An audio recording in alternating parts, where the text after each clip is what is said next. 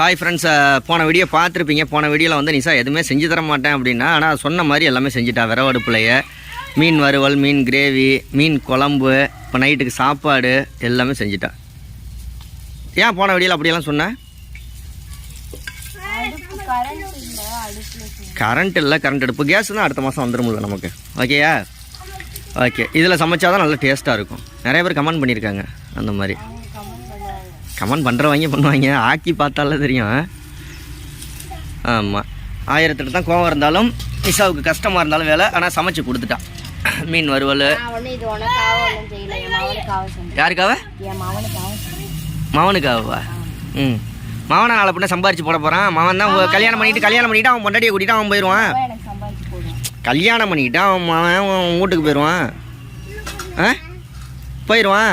கடைசி வரைக்கும் சம்பாரிச்சு போகிறது யாரு? இப்போ அவனுக்காக தான் இந்த மனக்கடை செஞ்சுருக்க எல்லாம்.